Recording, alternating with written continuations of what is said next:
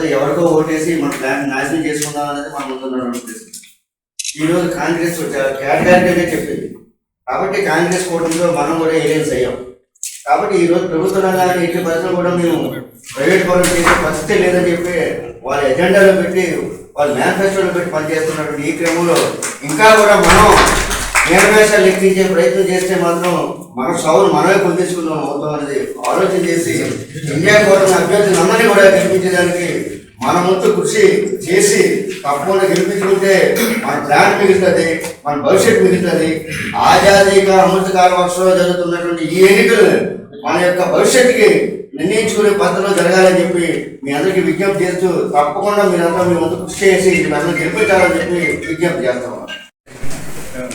Visakha Anakapalli parliament పోటీ చేస్తున్నటువంటి జియాకోట అభ్యర్థులు, అట్లాగే గాజువాక ఎమ్మెల్యేగా సిపిఎం తరఫున పెందుర్తి కాంగ్రెస్ తరఫున పోటీ చేస్తున్న అభ్యర్థులు మనల్ని అభ్యర్థించడానికి వచ్చారు.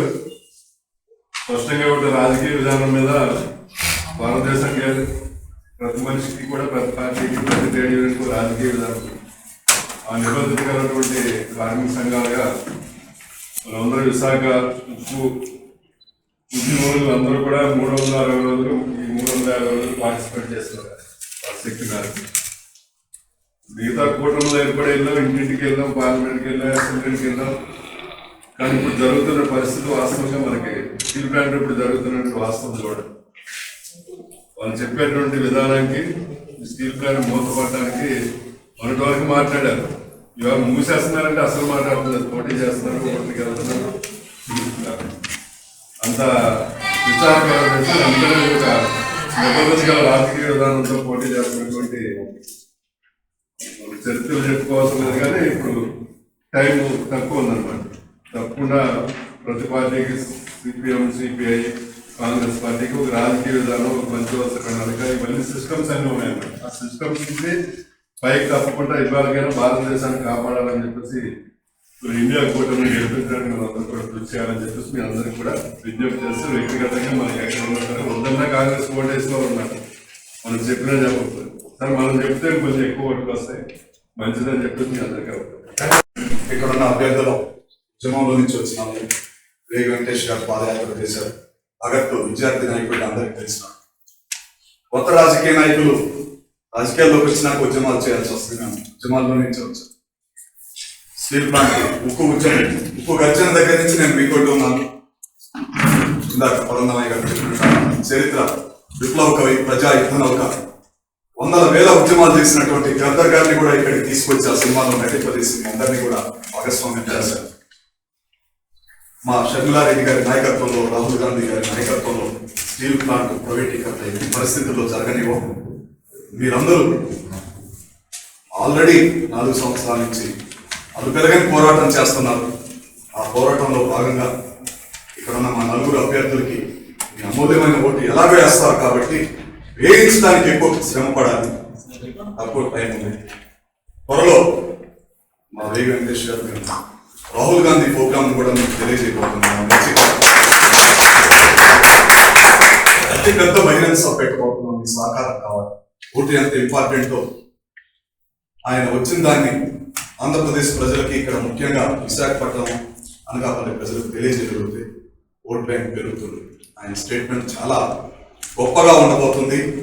ఆయన ఇచ్చేది ఆయన రాకముందు, ఆయన వచ్చిన తర్వాత 50% తేడా వస్తుంది ప్రజల్లో.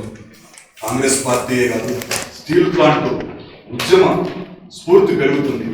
ఇంకా టైం చాలా తక్కువ ఉంది, 8:45 క్లోజ్ కాబట్టి ఒక చిన్న సమ్మెని జన్మ హక్కులన్నో దాన్ని ఆపేటి మనగాడు ఎవడన్నా.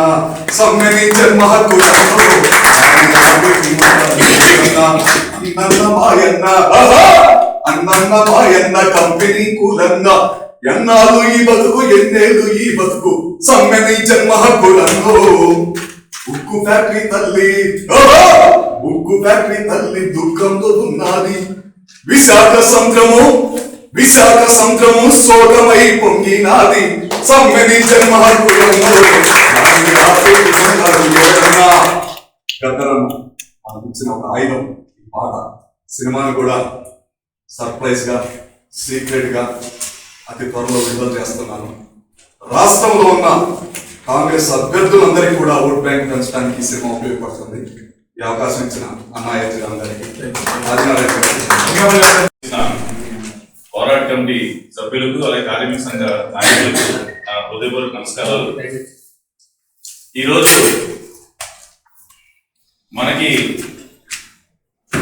స్టీల్ ప్లాంట్ ప్రైవేటీకరణ నిలుపుదలకి సమయం ఆసన్నమైంది.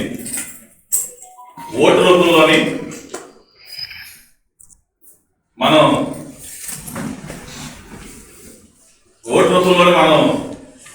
ఈ యుద్ధం నుంచి తీసుకొచ్చి ఎంతో కాలం యుద్ధం చేస్తూ వస్తున్నాం. ఈ ప్రైవేట్ గా కాపాలని మనకున్న ఆయుధం ఓటు రూపంలో మనం ఇండియా కూటమి బలపరిచిన అభ్యర్థులని అందరికీ మీరు మీ దగ్గరున్న అందరికీ మెసేజ్ పాస్ చేసి ఇండియా కూటమి బలపరిచిన అభ్యర్థులకు ఓటు వేయాలని చెప్పి మీరందరికీ విన్నవించుకొని అందరినీ గెలిపించాలని నేను విజ్ఞప్తి చేస్తూ ఉక్కు పోరాటంలోని ముందు నుంచి ఉన్నాం. ఫిబ్రవరి 6వ తారీఖు 2021 ఎన్డీఏ ప్రభుత్వం ప్రైవేట్ గా చేస్తామని ప్రకటించిన తర్వాత 7వ తారీఖుని నేను యువజన కాంగ్రెస్ అధ్యక్షుడు రామారావు గారు శిబిరం ప్రారంభించడం మొదలైంది. అదే సమయం ఈ రోజుకి 1200 రోజులు పైచిల్లు కావస్తున్నది. అలాగే జింకి నుంచి శిబిరం వరకు పాదయాత్ర మా కాంగ్రెస్ కార్యకర్తలు అలాగే పోరాట సమితి నాయకులు అందరం కలిసి పాదయాత్ర చేసి ఓ మంచి మెసేజ్ పాస్ చేసాం. ఇప్పుడు మనం ఇండియా కూటమిని గెలిపించుకుంటేనే ఆంధ్ర రాష్ట్రంలో కాదు మన దేశానికి మెసేజ్ పంపించినట్టు అవుతుంది. ఈ ప్రభుత్వ సంస్థలు ఎవరైనా దానిపైన ఏవైనా చేయివేస్తే మనం డెఫినెట్ గా దాని మీద పోరాటం చేస్తామని ఆ రోజు చెప్పాం. ప్రాంత్యానికైనా సిద్ధం, ఇది ప్రైవేట్ గా జరగని ఈవేళకి చెప్తున్నాం. ఎలక్షన్లు వచ్చాయని కాదు, ముందు నుంచి ఈ స్టీల్ ప్లాంట్ కోసం పోరాడుతున్నాం, పోరాడతాం, సాధించుకుంటాం. నాకు ఈ అవకాశం ఇచ్చిన పెద్దలకి ధన్యవాదాలు. మన విశాఖపట్నం యొక్క పోరాటానికి మలుపు లాంటిది. పోరాటాన్ని ముందుకు తీసుకెళ్ళడం కోసం విశాఖపట్నం ఇక్కడ కాపాడుకోవడం ఉపయోగపడుతుంది. దానికి మేమందరం సిద్ధంగా ఉంటామని చెప్పి తెలియజేసినటువంటి యూనియన్ అందరూ కూడా పేరు పేరు కూడా పేరు ధన్యవాదాలు తెలియజేసి మీ అందరూ తెలుస్తుంది. ఆల్రెడీ మన ఎప్పుడైతే ప్లాంట్ చెప్పారో అప్పుడైతేనే మన ఆఫీసర్ సంబంధించి అప్పుడు ఈ ఎప్పుడు మేము కూడా పాల్గొనేవాళ్ళం. అదేవిధంగా ఇప్పుడు ఈ రోజు ఇది మన ప్లాంట్ నిలబడాలంటే ఓటే కాంగ్రెస్ ఒకటి మన శరణ్యం. కాబట్టి కాంగ్రెస్ కి ప్రతి ఒక్కరు కూడా ఓటేసి గెలిపించుకున్నట్లయితే మన స్టేట్ ఇప్పుడు ఎలా ఉన్నదో అదేవిధంగా కొనసాగాలని వచ్చి కోరుకుంటూ ఈ అవకాశం ఇచ్చిన ప్రతి ఒక్కరికి ధన్యవాదాలు.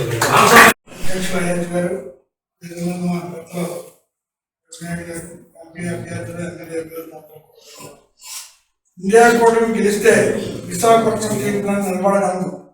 దానికి ప్రాణం పోతే టాప్లో ఓన్లీ ఇండియా కూటమి తప్ప చంద్రబాబు నాయుడు లేకపోతే జగన్మోహన్ రెడ్డి ఎవరో కానీ ఏంటంటే బ్యానం పెట్టుకొని అమ్ముకొని రావడం దానికోసం మొక్కుతున్నారు. ఆ మీద కేసులు పోవడానికి అది మన తంత్రాన్ని దాన్ని పాడుతూ ఉన్నారు. అలా కుల మీటింగ్ పెట్టుకొని కుల భోజనాలు పెట్టి అన్ని చేస్తూ ఉన్నారు. ఇలాంటి వాళ్ళు కాకుండా ఇండియా కూటమిని గెలిపించడానికి మా పార్టీ కానీ మేము కానీ అన్ని అన్నారు.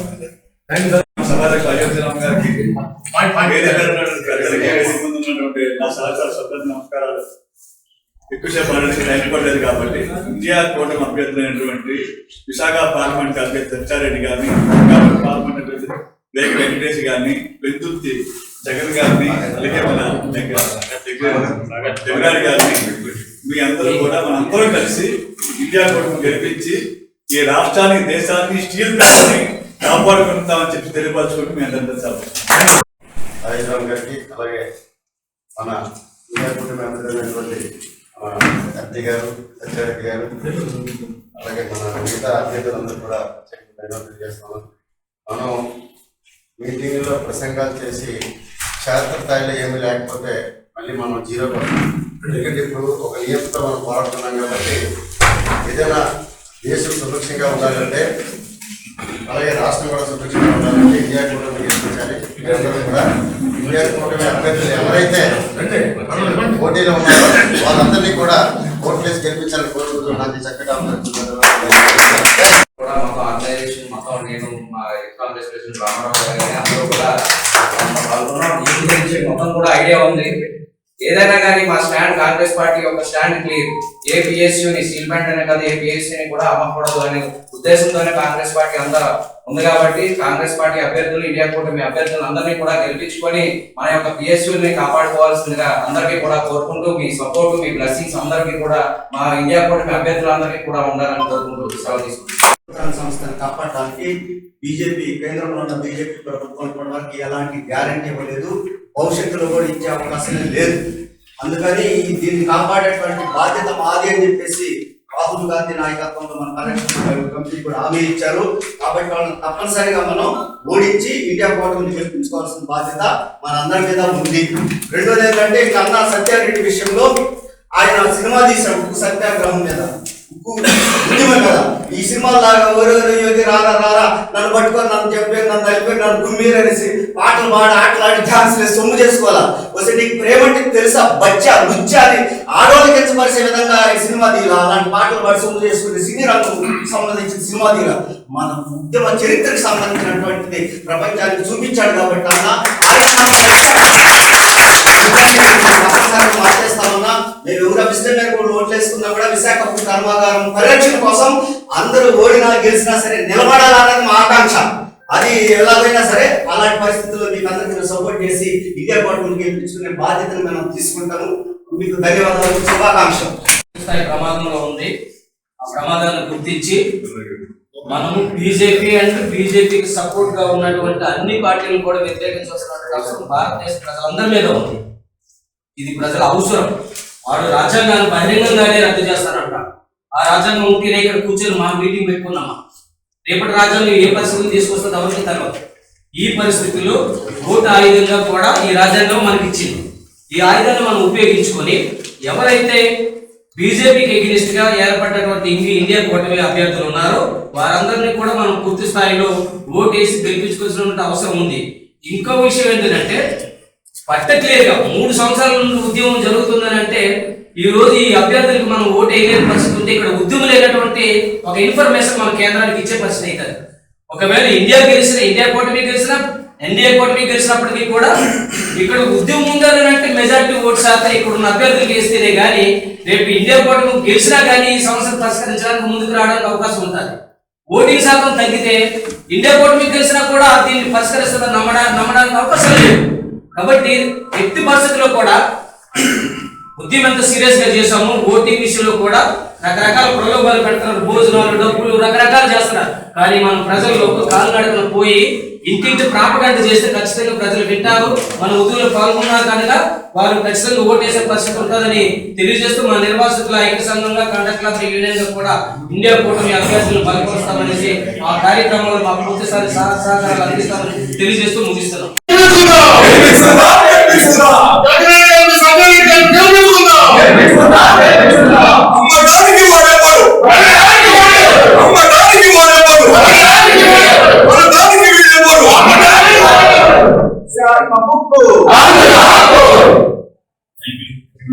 Don't forget to like, subscribe and share the videos.